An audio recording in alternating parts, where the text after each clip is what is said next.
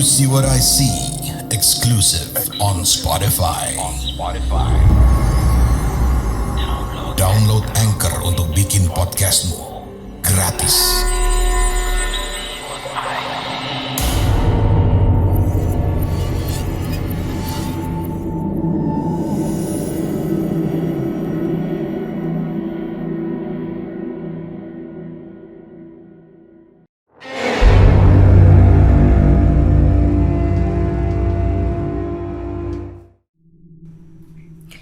Siang hari itu, saya mendapat kabar bahwa ada saudara saya yang meninggal.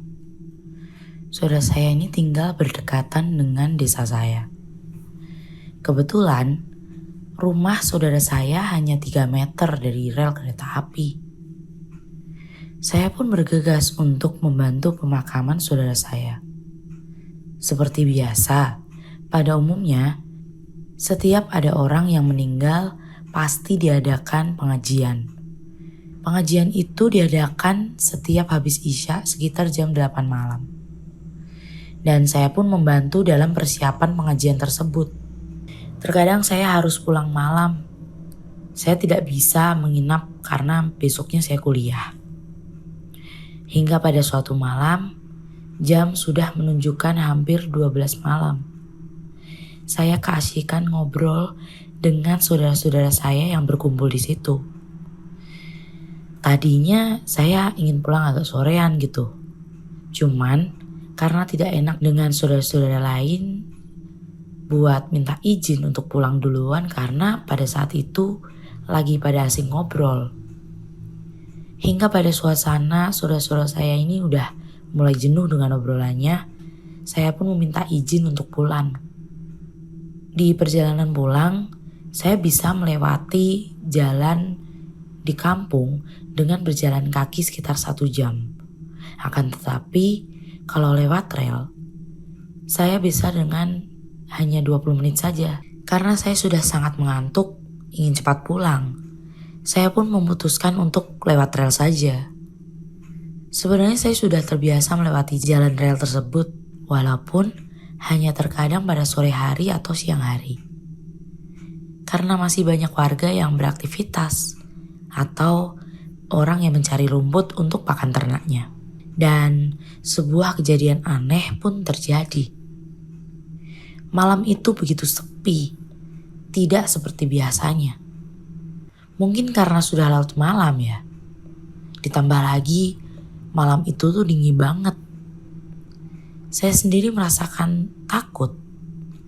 Hanya suara jangkrik yang menemani langkah saya berjalan kaki. Hingga akhirnya di tengah perjalanan pulang, saya melihat seorang wanita yang jongkok dengan rambut terurai dan kepala menunduk. Saya tidak terlalu mengamati. Pada waktu itu, saya hanya berpikir mungkin itu warga kampung yang buang air besar di sekitar rel. Karena hampir semua warga di sana tidak memiliki WC. Setelah saya melewati si wanita itu, dengan sedikit rasa penasaran, saya menengok ke samping. Dan saya dengan si wanita itu hanya berjarak 3 meter. Sepertinya saya tidak kenal, tapi kayaknya gak asing, bisik saya dalam hati. Biasanya, saat berjalan di rel kereta api, saya selalu waspada dan menengok ke belakang karena takut ada kereta api yang lewat. Kenapa kok si cewek buang air besar gak di tempat biasa orang buang air besar? Pikir saya dalam hati. Biasanya warga di sana buang air besar itu di bantaran pondasi samping rel. Ada satu empang kecil. Setelah saya menengok, si wanita itu masih di tempat. Dia jongkok, tapi sedikit mengangkat badannya. Dan saya pun dengan pandangan tajam melihat ke badannya. Baju itu kayaknya saya pernah lihat, pikir saya dalam hati. Baru setelah saya berjalan sekitar 5 meteran, saya mencoba menengok lagi sambil melihat ke belakang rel. Mungkin saja ada kereta api yang lewat. Ternyata Si cewek itu mengangkat wajahnya dengan agak sedikit membusungkan dadanya. Apa yang saya lihat adalah wajah yang penuh dengan darah, rusak, dan mata yang hampir keluar, dan kaki si wanita yang tidak ada. Jujur, saya merinding banget saat nulis ini. Seketika itu, tubuh saya terasa seperti tanpa tulang. Jantung saya seperti mau copot. Saya merasa lemas dan sangat berat untuk melangkah apalagi lari. Akhirnya, dengan sisa tenaga dan mata yang tadinya sangat berat karena ngantuk, saya berhasil membuka mata saya lebar-lebar untuk memastikan apa yang saya lihat. Dengan langkah susah payah, akhirnya saya sampai di tempat di mana jalan menuju desa di rumah saya. Beberapa menit kemudian, saya melihat lampu jalan yang sudah terlihat jelas.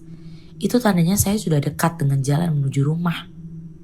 Saya melanjutkan langkah dengan cepat. Untung saja, saya tidak pingsan di tengah rel. Bisa mati tertabak kereta api, pikir saya dalam hati. Setelah saya sampai rumah, kejadian itu masih terngiang jelas di pikiran saya. Hingga pada akhirnya, saya ingat bahwa si wanita tersebut ternyata korban kecelakaan yang belum lama ini terjadi.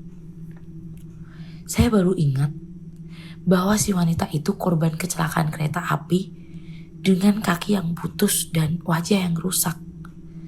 Kebetulan, saya juga ikut menolong si wanita tersebut saat kecelakaan itu terjadi. Saya ingat bajunya dan tempat di mana si wanita itu tergeletak saat terseret oleh kereta api. Besok malamnya, saya tetap ikut dalam pengajian saudara saya. Dalam perjalanan pulang, saya tidak terlalu takut karena adik saya ikut dalam pengajian itu untuk menemani saya.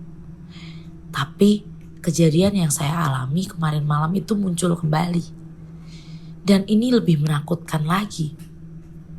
Karena bukan hanya penampakan wajahnya saja, tetapi juga suara dari sosok penampakan wanita itu. Pada waktu itu, saya pun diminta oleh bibi saya untuk mengantarkan sisa makanan untuk para warga yang tidak datang. Dan saya tidak bisa menolak. Adik saya pun setia menunggu saya sampai selesai mengantarkan makanan. Setelah selesai sekitar jam 9 malam, saya bersiap untuk pulang. Kali ini, saya tidak ingin kejadian apes seperti kemarin terulang lagi. Meskipun saya ditemani oleh adik saya. Saya tidak ingin melewati jalan di kampung karena jauh dan pasti berlumur karena hujan. Saya mulai pamit untuk pulang. Berusaha memantapkan keberanian saya, terutama ketika saya bersama adik saya. Dan ingin menjadi contoh keberanian bagi adik saya gitu. Saat perjalanan pulang, kresek-kresek, ada suara dari balik pohon pisang di sebelah kanan saya. Dengan jantung berdebar, saya menoleh ke arah suara tersebut. Sementara adik saya berada di sebelah kiri saya. Ada suara tikus atau tupai kayaknya, kata saya. Adik saya langsung mengambil batu untuk melempar ke arah pohon pisang tersebut. Dengan mata tajam, saya berada di belakang adik saya. Adik saya bukan orang yang penakut.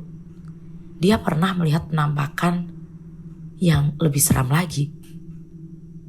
Enggak apa-apa, kata adik saya sambil melempar batu yang diambilnya.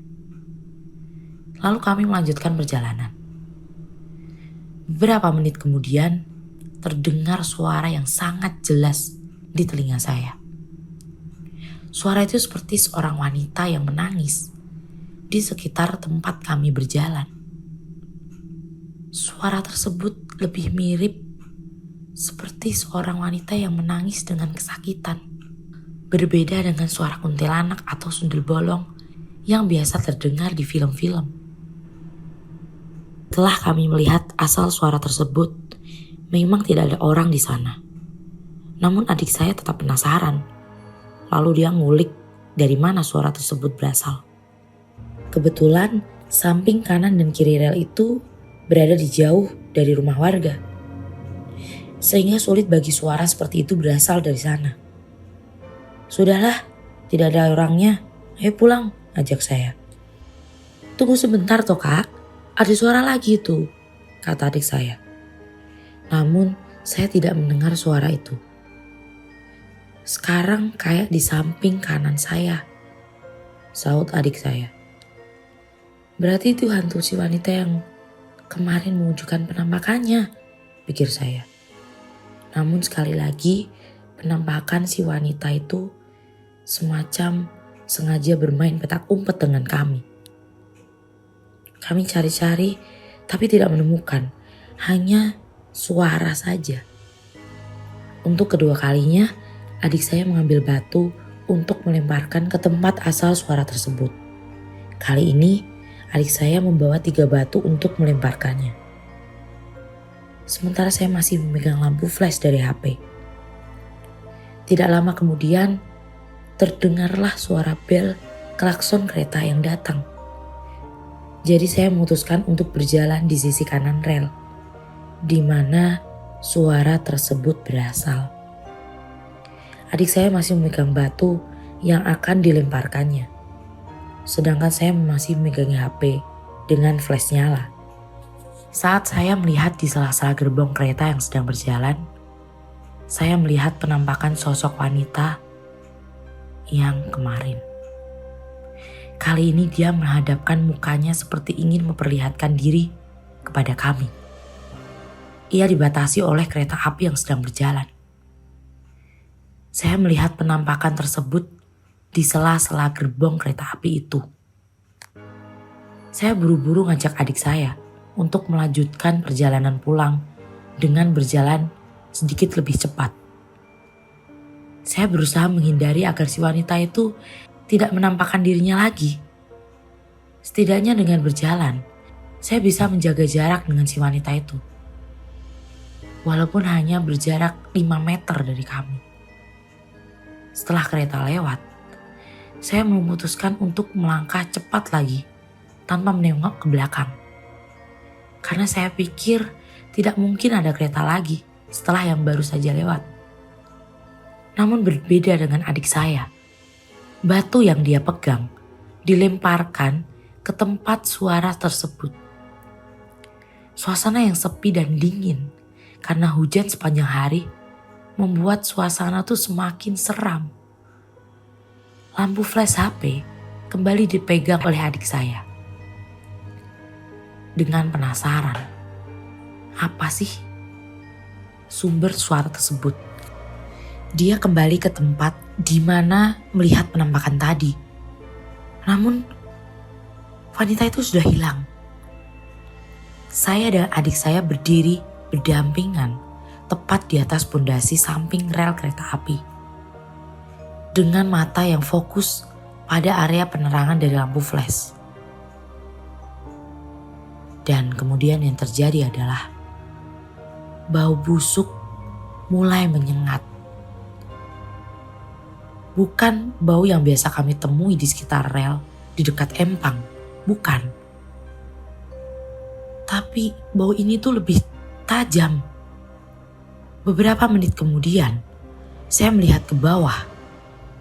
Karena mungkin saja bau busuk itu berasal dari sana. Itu di bawahmu, adik saya dengan refleks mengarahkan lampu flash HP-nya ke bawah. Tepat di mana bau busuk tersebut semakin kuat. Penampakan makhluk itu muncul tepat di bawah adik saya yang berdiri di atas pondasi samping rel. Saya yang melihatnya hanya bisa kaget, lalu saya langsung lari. Wajah yang semakin jelas dengan penerangan lampu flash. Benar-benar menampilkan wajah yang rusak, berlumuran darah, baju yang robek-robek, dan tangan makhluk itu seperti ingin naik ke pondasi bantaran rel. Lalu kami berlari secepat mungkin meninggalkan tempat tersebut. Kamu punya pengalaman horor? podcast.ceritahoror@gmail.com.